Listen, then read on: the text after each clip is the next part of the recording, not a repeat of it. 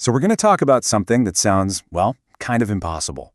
We're going to look at the bizarre connection between the world of wellness, yoga, organic food, mindfulness, and the really charged, chaotic world of far-right extremism. How on earth do those two things connect? You probably recognize this guy. This is Jacob Chansley, who the media dubbed the QAnon shaman. With the horns, the fur, the face paint, he basically became the face of the January 6th Capitol riot, a living symbol for a very specific kind of extremism. Well, here's where it gets weird. While he was in jail, Chansley went on a hunger strike. But he wasn't demanding his freedom, nope.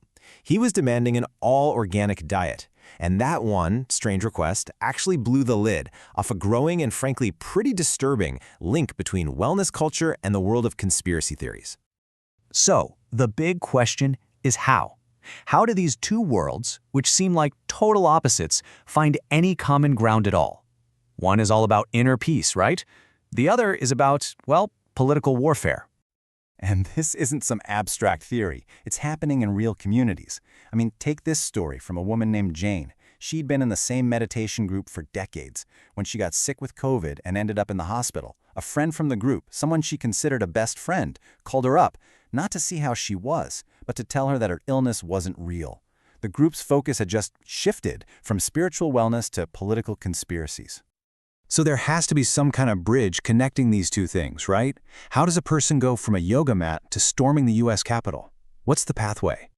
Well, believe it or not, there's actually a word for this. Researchers call it conspirituality. It's this hybrid belief system that basically mashes together two different worldviews. The self-improvement, everything is connected vibe of New Age spirituality, and the dark, someone is out to get us worldview of conspiracy theories. And you can see how they fit together here. On the one hand, you have the core conspiracy belief. A secret evil group is controlling everything from behind the scenes. And on the other hand, you have this core New Age belief. Humanity is about to have a great awakening, a massive shift in consciousness. Conspirituality just smashes them together and says, this great awakening is exactly what's going to finally expose and overthrow that secret group. And then the COVID-19 pandemic hit, and it was like throwing gasoline on a fire, because all of a sudden, the wellness community's historic distrust of big pharma and Western medicine found a perfect partner in the far-right's deep, deep distrust of the government. Suddenly, they had a common enemy. But here's the thing. This kind of distrust doesn't just bubble up on its own.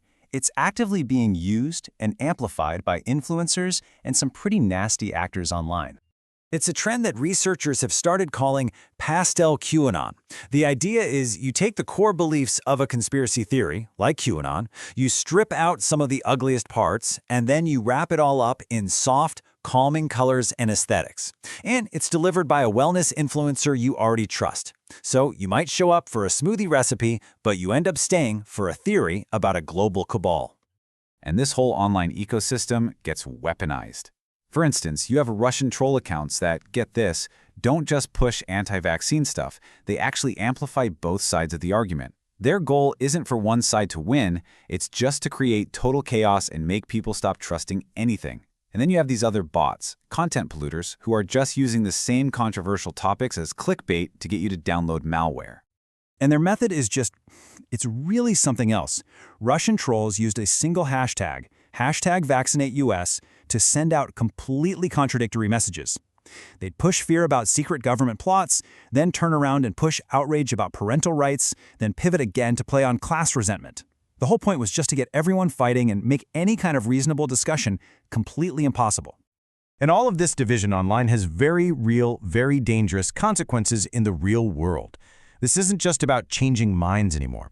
New research shows that this way of thinking is more and more linked to a person's willingness to actually commit violence. Okay, now this chart is really fascinating. It shows a really crucial pattern. The further to the right a dot is, the stronger the connection to supporting violence. And you can see pretty clearly that the most fringe, unpopular theories, like Holocaust denial, way up at the top, have a much stronger link to violent attitudes than more mainstream conspiracies down near the bottom. So why is that? Well, the thinking is that popular theories might attract all sorts of different people. But the really taboo, out there theories, they tend to attract smaller groups of people who might already have antisocial tendencies or are more willing to break rules. It's not just that they stumble into these beliefs, they might actually be seeking them out because they already see the world in a certain way. But this is the really alarming part. This chart shows that over the last decade, the overall connection between just having a conspiratorial mindset and being willing to support political violence has gotten way, way stronger. That line is only going one way, up. In fact, it's not just a small increase.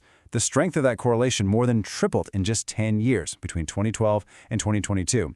So the link between this way of thinking and the willingness to be violent is growing, and it's growing fast. So let's pull back for the big picture here. What is actually driving all of this? What's the root cause?